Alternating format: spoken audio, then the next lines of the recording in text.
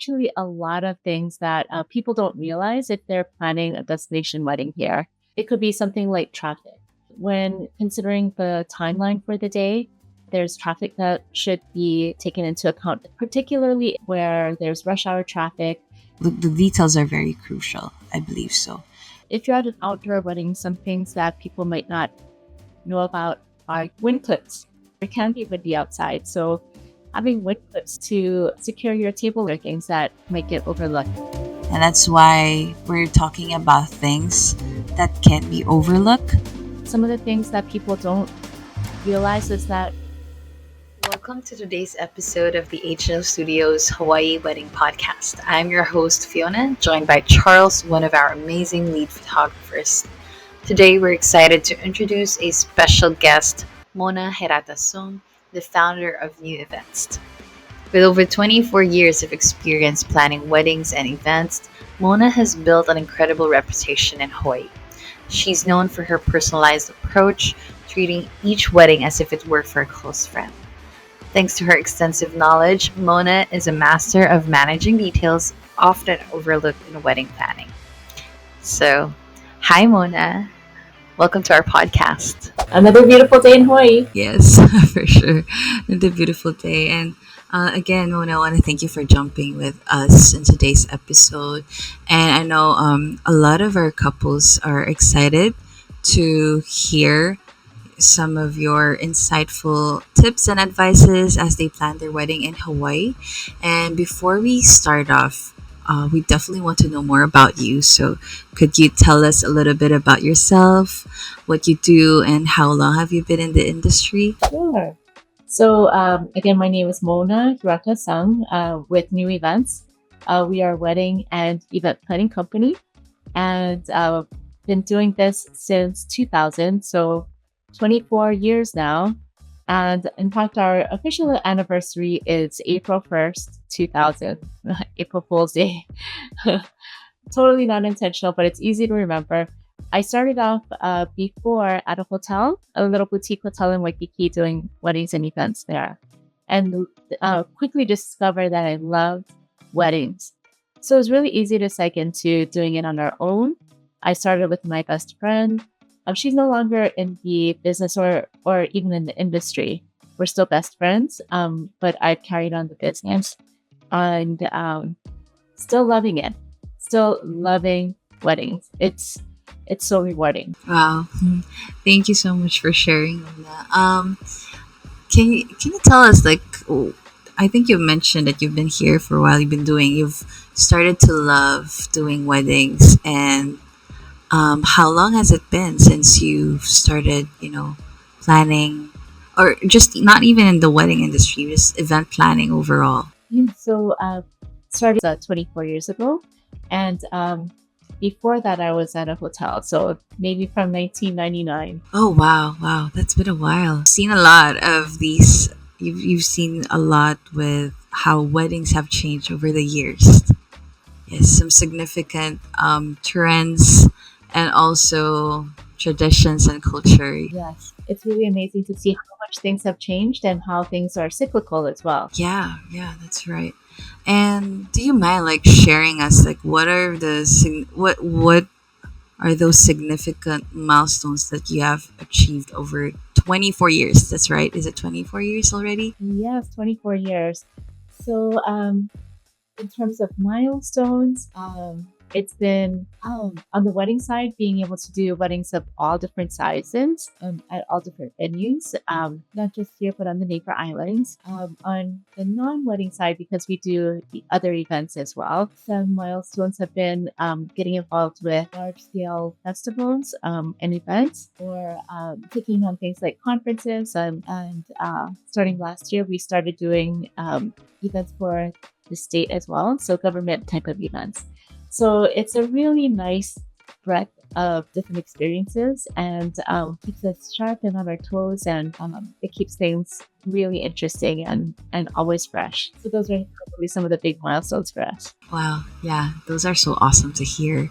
And having someone on our episode or our podcast that has been a very much a seasoned planner, I know a lot of our guests would benefit from the conversation that we will have.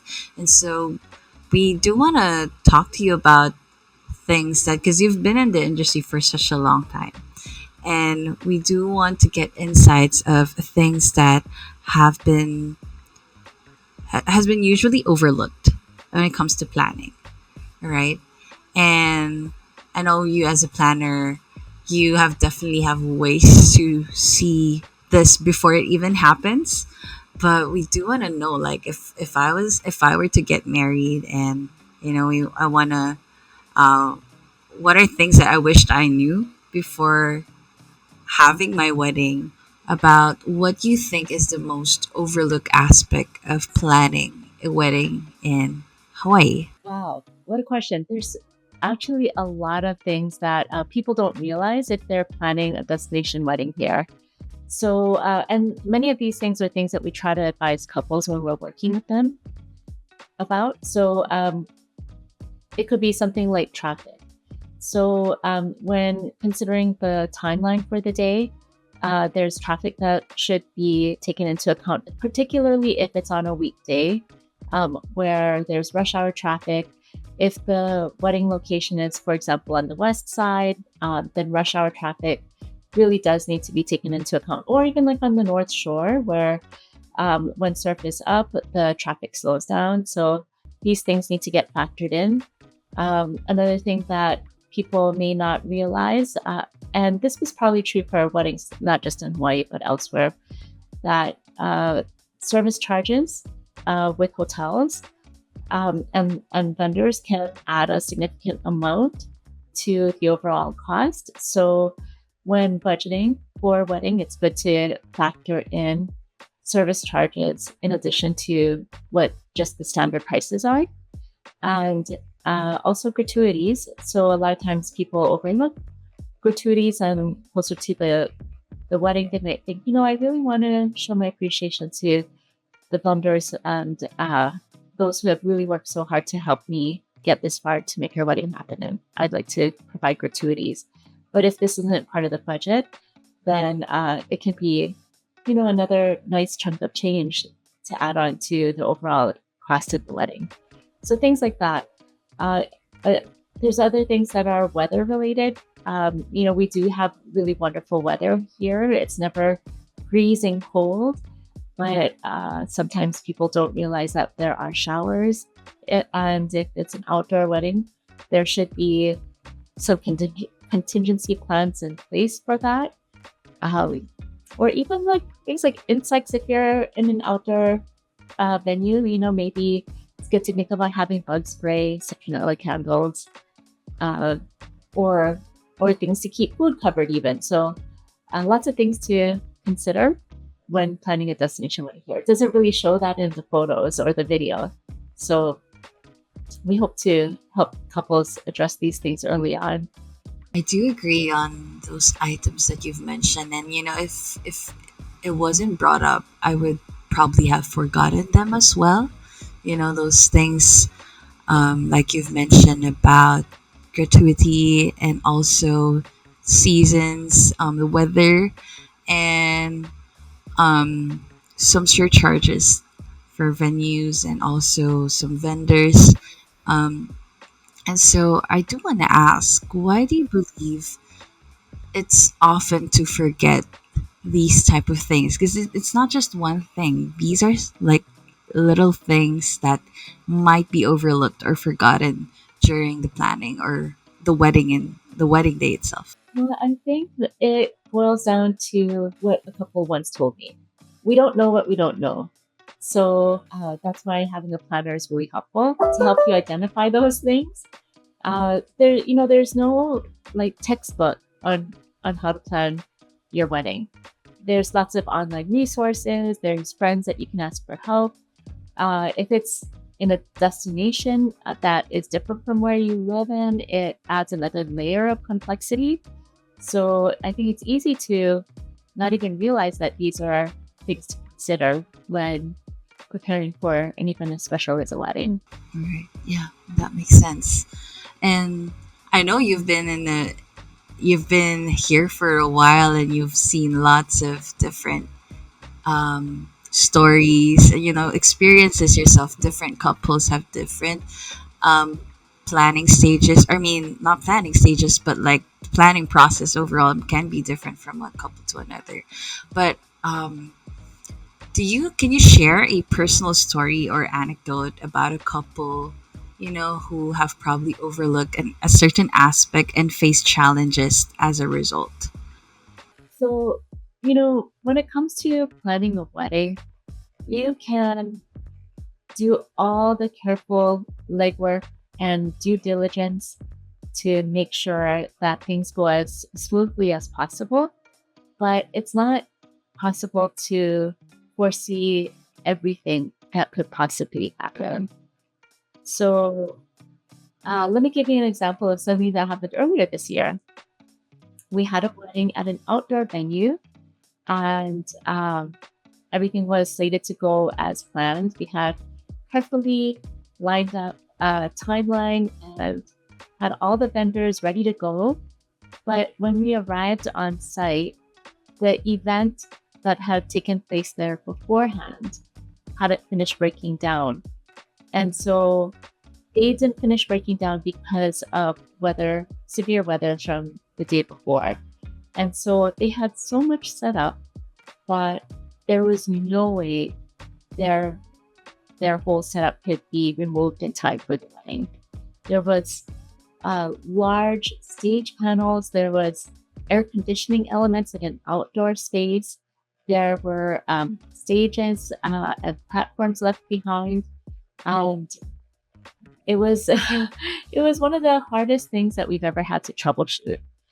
So that I think this is a real good case of where you can't foresee everything that could go astray. So when we arrived in the morning, it was a big shock.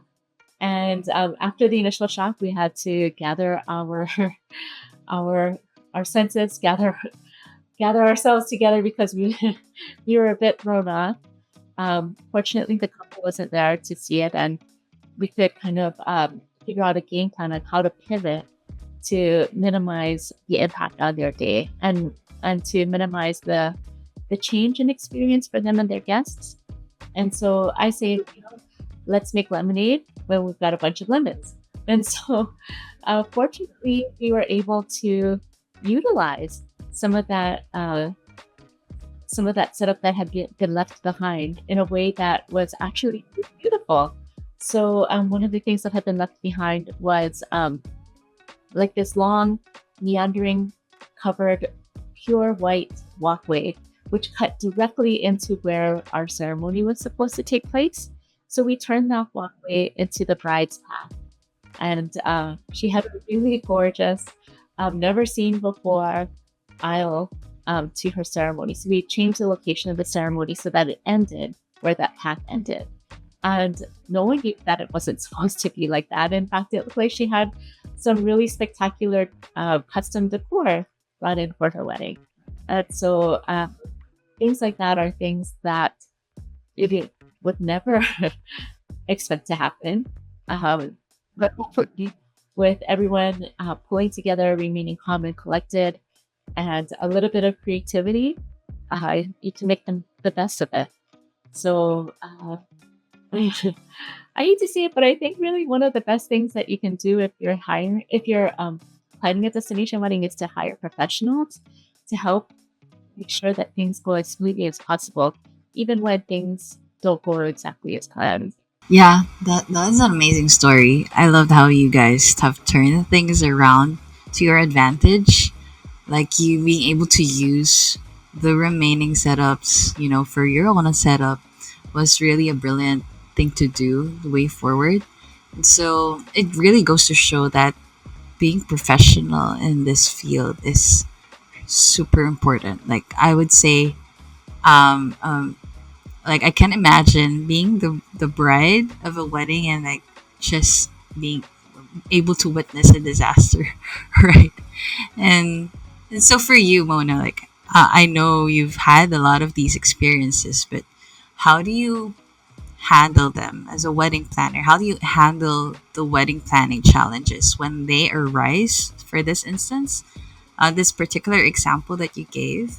And what are other strategies do you use to troubleshoot them? The first one is to remain calm and collected. Another one is decisions need to be made quickly. So it can't be, I'm going to hand the file over this for the next few hours, because there's no such thing as that many hours to figure things out. And yeah, I guess a big thing for me is just the belief that failure is not an option. It's going to happen. We're going to do our very best to make sure that things come together as smoothly as possible. And we are going to try to shield our couples from as much stress as possible. And everyone deserves to have a beautiful wedding day. Whatever that may be, however you define it. But to me, part of making it a beautiful day is in minimizing stress.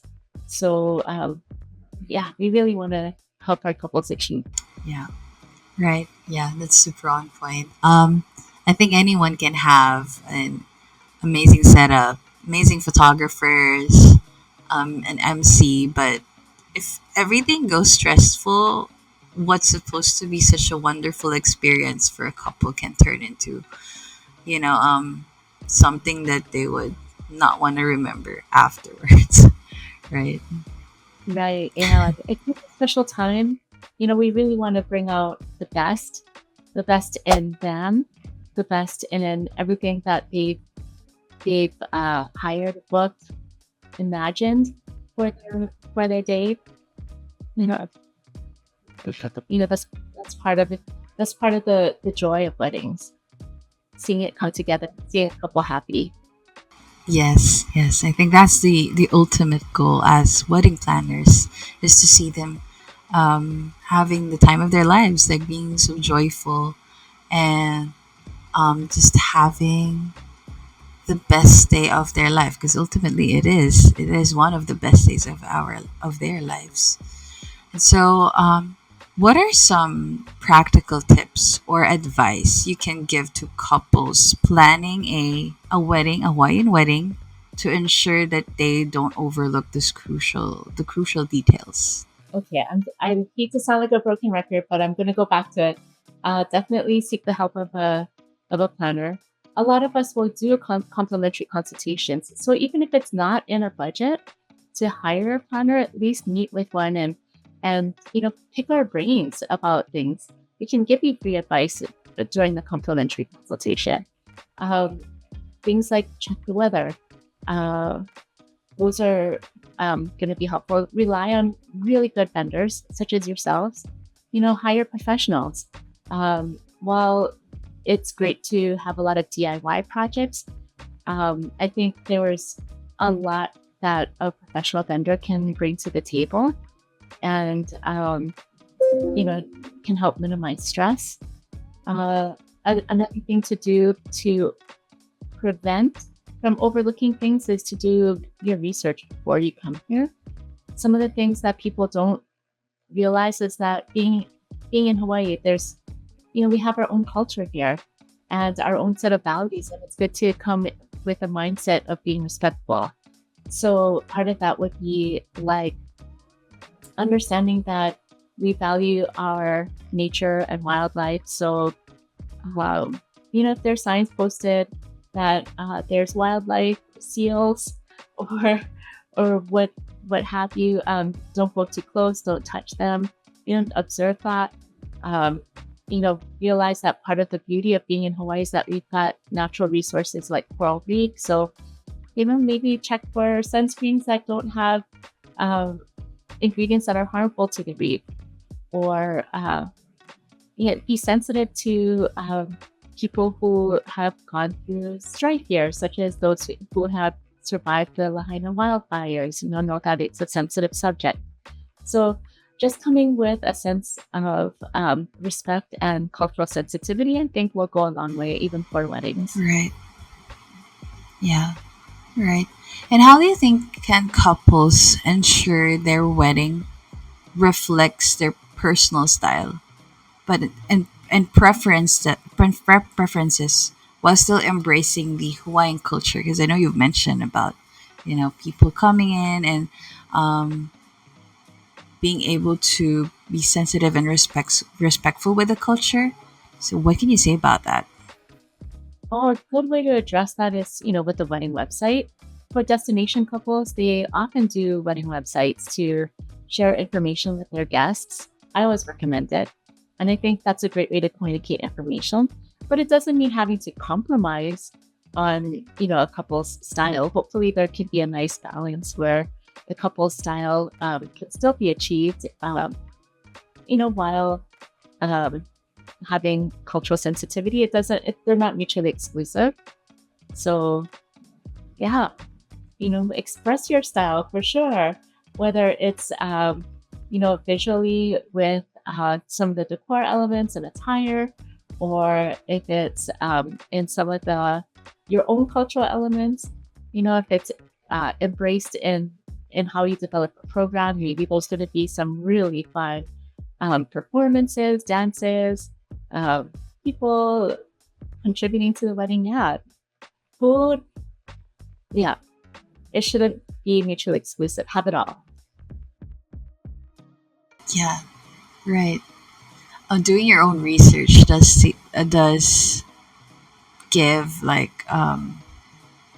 is also so important. Like having wedding planners, totally, that's 10 out of 10.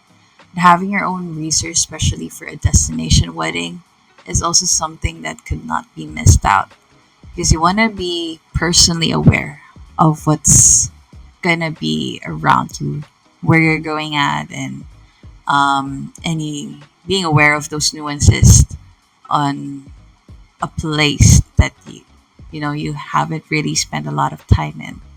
And even for those two, like Hawaiians who are getting married in their own place and environment, do you have any tips or maybe like any specific question you think they should ask their vendors or wedding planner when it comes to planning their Hawaiian wedding? Also, if they are local, it's not a destination wedding. They don't have to travel here. Their guests are traveling here. Then, yeah, there's still lots of tips that we could share. Um, so things to ask a planner, in addition to like what kind of services you provide, and what your fees are. Things that you can ask us would be, for our suggestions. Um, to provide complimentary consultations, we're happy to share some insights into the different venues, different vendors. You can also get really creative with the overall style, theme, ambience that you're creating. Wedding planners are great for asking about that. And so, um, yeah, there's lots that can be shared, even with couples who aren't traveling. It's usually not an event that most people have planned before. So hopefully we can share a lot of experience and guidance. Yeah. Oh, sorry. I thought Charles was going to say something. That's why I took a pause. Yeah. I think we can. Yeah. Yeah. We can carry on. Yeah. Those are great. I know, like for both, like destination wet couples and also local couples would learn a lot um, when it comes to wedding planning and planning itself for any type of event is really crucial. The details are very, very crucial. I believe so. And that's why we're talking about things that can be overlooked because there might be some things that can be overlooked. And and for you, like how does overlooking this aspect particular aspects of the wedding impact the overall experience and enjoyment of the wedding day? Like maybe you have a story to sorry, maybe you have a story to share with us. More overlooking. So You know, it's hard for me to share a story because when we're working with couples, we really try to minimize the things that they could potentially overlook. Um, yeah. But maybe, for example, we offer a wedding day coordination service. So that's when a couple might do most of the planning on their own. And so when we are trying to gather information from them before their wedding, some of the things that maybe they might overlook is, for example, if you're doing an outdoor wedding, I refer to outdoor weddings a lot because it's it's there's a lot more moving parts to consider. Whereas with a hotel, usually there's a hotel point of contact that kind of manages a lot. But if you're at an outdoor wedding, some things that people might not know about are things like wind clips. It's windy outside, or it can be windy outside. So having wind clips to secure your table linens to the tables are things that might get overlooked. Or having a prep tent for a kitchen, like just knowing what kind of things to get, what kind of quantities to get. Those are some things that get overlooked. And so when we're picking up the ball in preparation for the wedding day with wedding day coordination, then those are some of the things that we spot that couples to address prior to, so that it's not so stressful and less troubleshooting on the day. So just things like that might get overlooked. Yeah. There's so many nuances, so many details with every different type of wedding feather Right. that we help to identify Yeah. and taking care of before. Right. And I know you mentioned like there are the example you've given in particular is having an outdoor wedding and being able to prepare those little things that you know um, might be needed or necessary during the wedding day. And for you, do you have any of like personally for Mona? What are some of the most unique or memorable elements you've tried to incorporate into your own Hawaiian weddings that you've planned? So many. For me, what's fun is when it's a themed wedding, or when couples really embrace thinking out of the box, or they're open to out of the box kinds of arrangements. So, for example, several years ago, we worked with a couple who gave us pretty much free reign to design their wedding. So first of all, we started with their ceremony in the evening. So it was a candlelit ceremony, and we brought in additional lighting.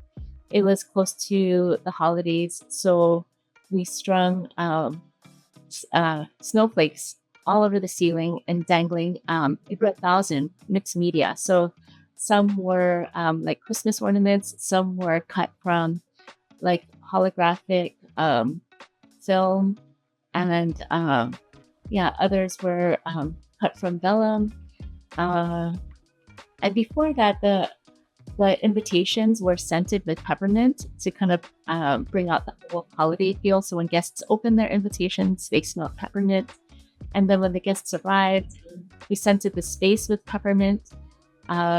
So hopefully they felt like they were walking into a wintry space. And then following the ceremony, we took them to a roof deck for a cocktail hour in a very urban setting with a guitarist. And this couple loved to travel.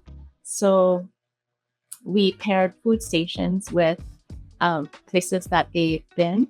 And each station had an adult beverage paired with it too. So I believe the rooftop cocktail hour had like tacos and I forget which kind of alcohol we paired with it, but then, after the cocktail hour, we moved them indoors for more food stations. So there was a sushi station with sake and a tapas station with Spanish red wine.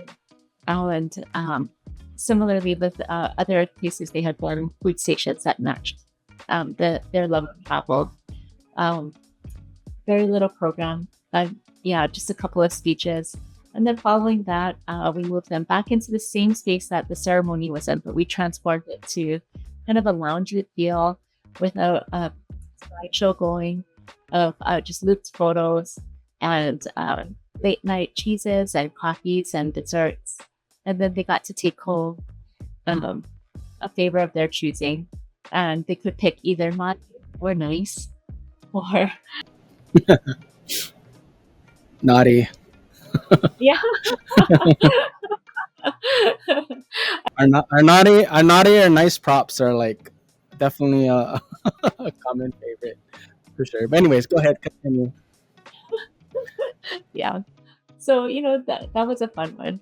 Um, yeah, was totally not traditional. Um, but I think it was a fun experience for the guests, and the program kind of like was a booklet that kind of showed them like the different areas and how it was paired with different things yeah, kind of like a map to show them the different spaces that they would be moving to. So yeah, that was fun. That was one of the most memorable for me because I had so much fun planning it. Yeah, that sounds like a very magical wedding. Like I can imagine the snowflakes and the candlelit ceremony. It sounds so amazing, and it makes it. I believe the couple you've had on that wedding really took them out of like as if they're in a different world or a different, an imaginative world. And so for you, like being able to plan those type of weddings, how do you think this experience impact a couple's wedding day?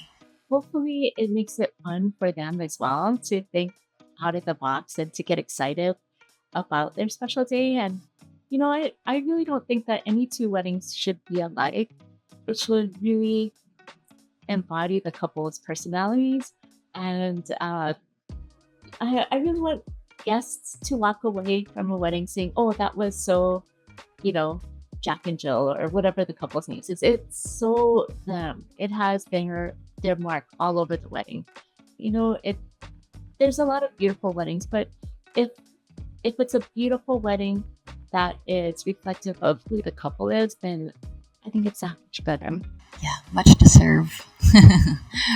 Couples really do deserve their own.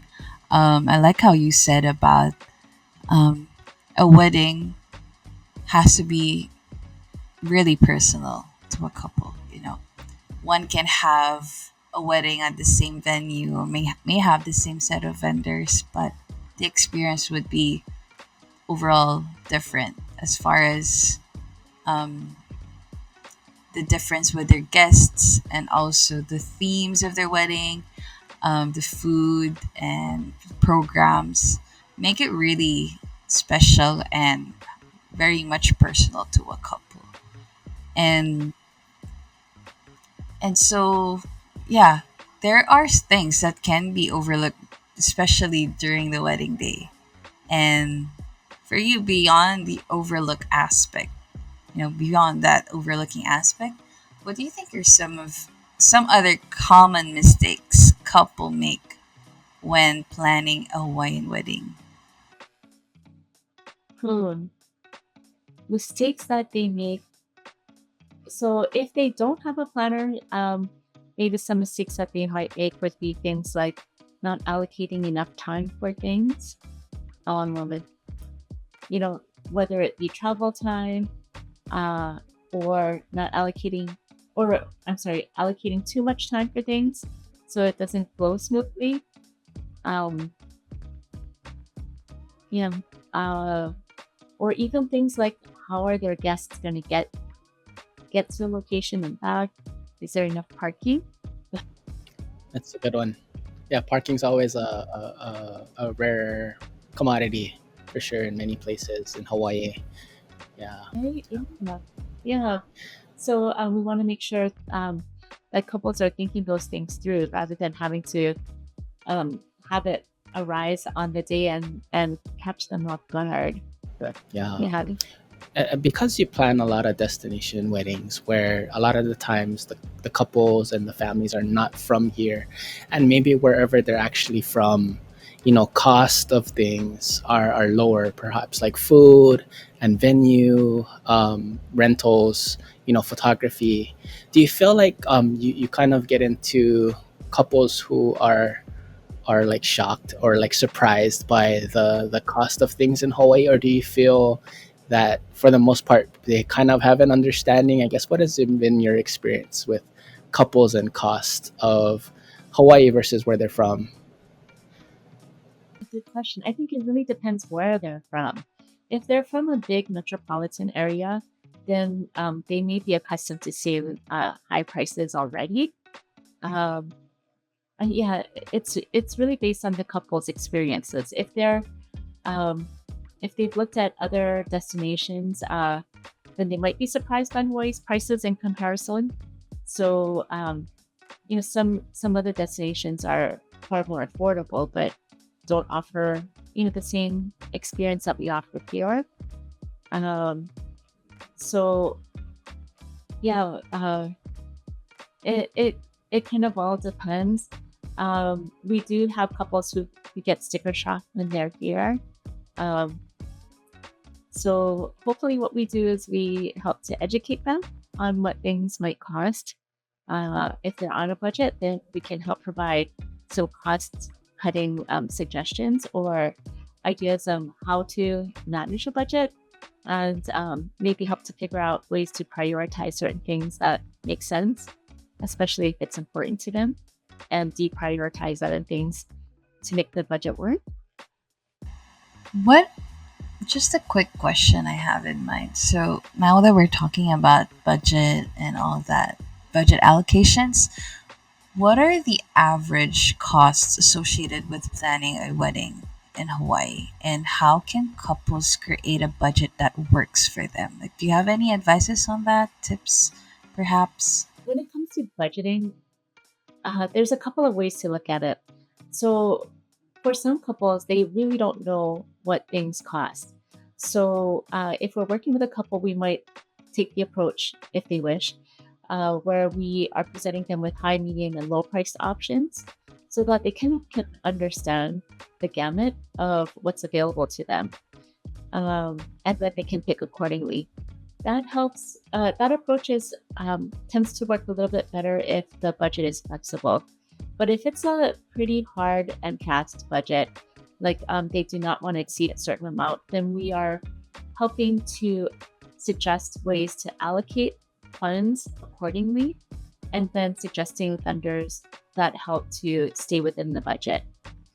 And as far as budgeting tips are concerned, if budget is something that is really important to stick to, and if it looks like they're pushing the limits of their budget early on, then one easy way to help manage it or to, I don't know, help work within a budget is to reduce the guest count.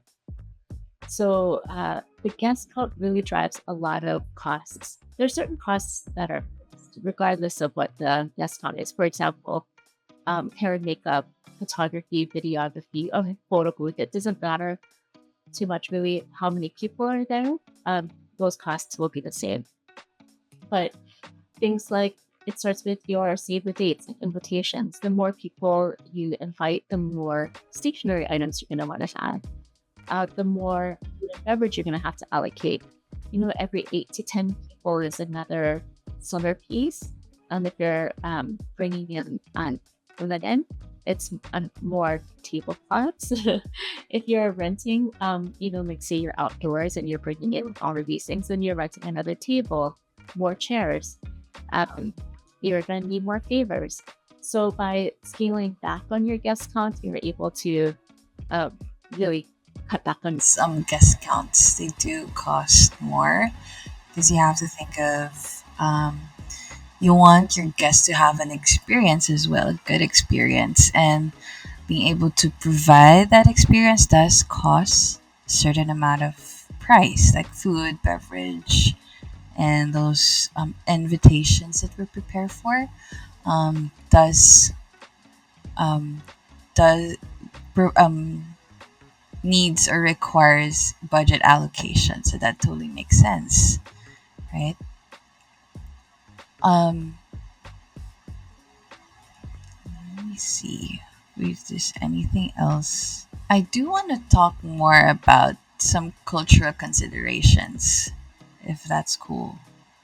If you can talk more about, because I know our guests would, especially those who plan a wedding, who are planning destination wedding in Hawaii, is um, on their list.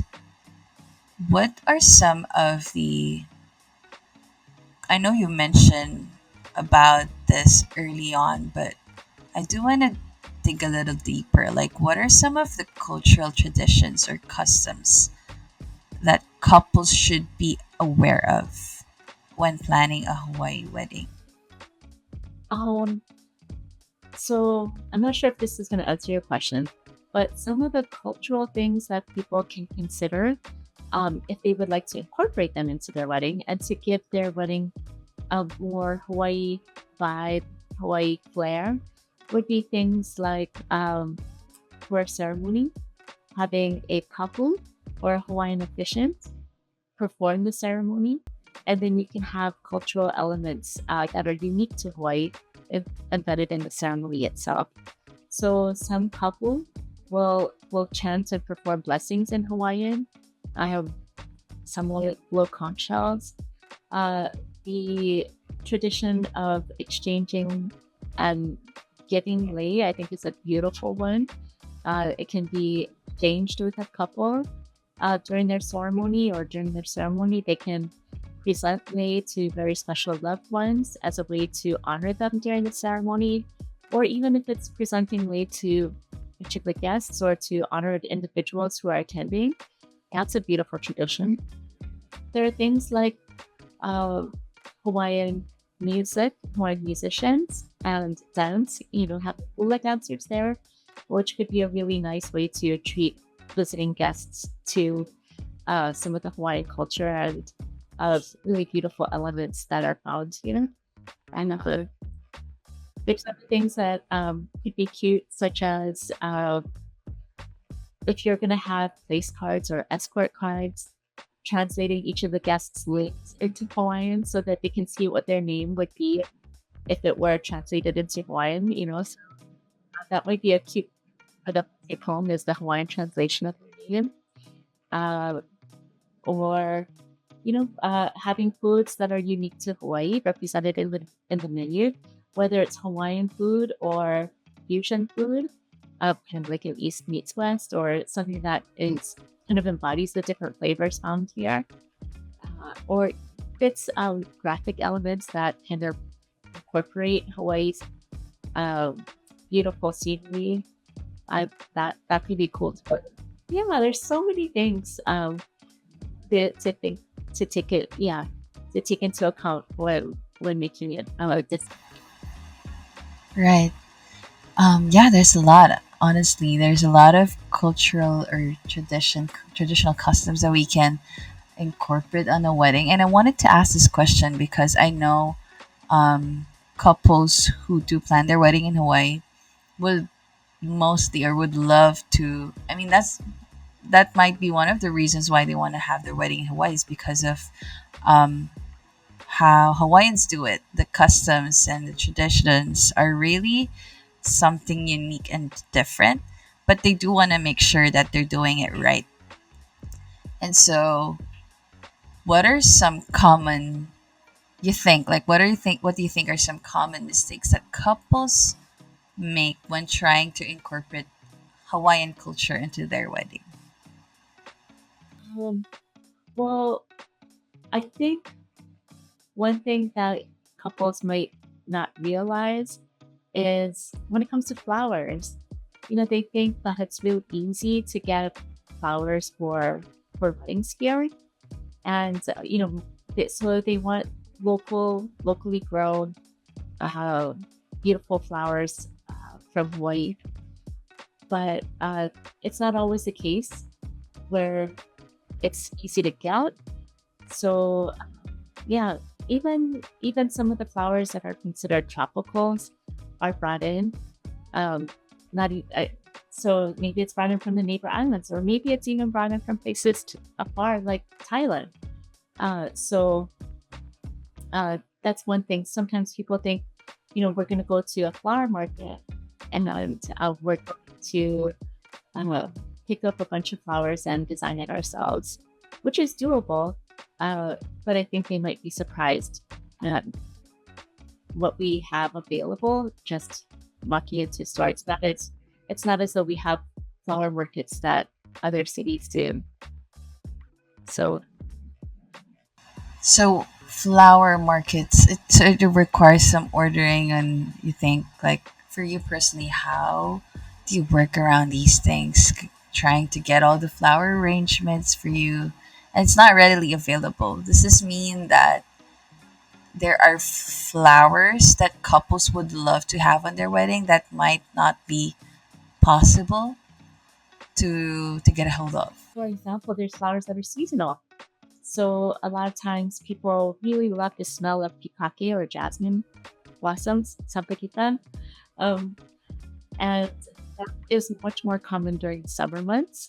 But you don't find it as well, outside of the summer months. Same like the pakalana flower.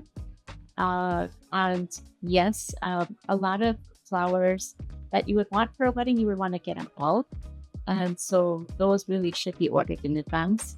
What I like to tell couples, if they are thinking about a DIY type of floral arrangement, is to just consider things like storage. Is there going to be ample refrigeration and ample workspace for the flowers if we're going to be doing them on your own? We have wonderful, wonderful, talented floral designers here. So usually that would be my recommendation, but it's easy to overlook. Yeah, well, thank you, Mona. Those, I think we've have very insightful conversation. Things that our couples can learn about as they plan their wedding, and things that they do want to highly consider as they go through this journey. And then onto their big day. And so, for you, Mona, what could be your final tips and advice for our couples planning their wedding in Hawaii? So many. Start planning early if you're able to. Enjoy the ride. It's people do get stressed, but even the planning part should be enjoyable. It's part of the engagement. It's part of looking forward to the day, so enjoy that as well. And on the day of itself, make sure to enjoy every moment. It goes by so fast. I mean, if you look at today, for example, it's late afternoon here in Hawaii and the day has sped by. So if it feels like this day went by fast, a wedding day would go by even faster. And yeah, all of those things. Do your homework. Seek the advice of the planner. Do a wedding website to share information with your guests. Yeah. And I guess my biggest piece of advice is just have a good attitude about things. If you remain positive about everything and not sweat the small stuff, I think you're going to set yourself up for a successful wedding day. Right. I love that. I love that last line about being optimistic with your wedding in general. Anything that has to do with your wedding. And I know stress and all the mishaps may happen, but yeah, you can't really get away from it. But having the right attitude makes all kinds of events successful. So yeah, I really love that advice. And so I think that's everything. I think we've tackled a lot in terms of overlooking and like all the wedding planning details that we want to talk about. But I do have one, or no, not one, but three final questions I have for you, Mona. But this question is something that we usually ask our guests, and just something that would help us get to know you better and like know more about you personally. So, my first question would be, what is your favorite resource that you can recommend for couples planning their wedding in Hawaii? So my favorite resource would probably be Pinterest. And it's probably gonna apply to wherever the wedding is. But I refer to Pinterest all the time. I think it's such a helpful way for a couple to identify what appeals to them or what doesn't appeal to them. And it's also a really helpful tool for communicating with your vendors what you would like to see, what you don't like to see. So you can organize your Pinterest boards into things like hairstyles you like, makeup styles you like, cake designs that we like, invitation and stationery, signage, tabletops, ceremony decor. So Pinterest is probably my favorite. Yeah, yeah, that's a good one. Um, I know a lot of people use Pinterest nowadays for different reasons. Could be planning and just sometimes for their personal style, just trying to get to know their own style. And that's really very applicable when it comes to planning a wedding. So, my second question is, what do you believe is the reason you do what you do, specifically being in the wedding industry for what now, like 20 plus years? The specific reason why I do what I do is because I love it. It is so gratifying for me. I get to meet really wonderful people, like such wonderful, kind, fun-loving, appreciative couples, and I get to meet wonderful vendors like yourselves, and helping each other's businesses flourish. I think it's rewarding, and as a wedding planner with my own business, I get to also help see others within our organization grow and develop professionally. And it's really just exciting to see how things can evolve over time. But with the trends, seeing couples years later, their kids, or when they come back to visit, getting together with them. There's so many things that's just so rewarding, and I can't say enough about how much I love it. Yeah, yeah. I think it really is the most important thing. You have to love what you do to keep it doing. I know that's mainly the reason why you've lasted this long in the industry. I know it's not always easy, as a planner.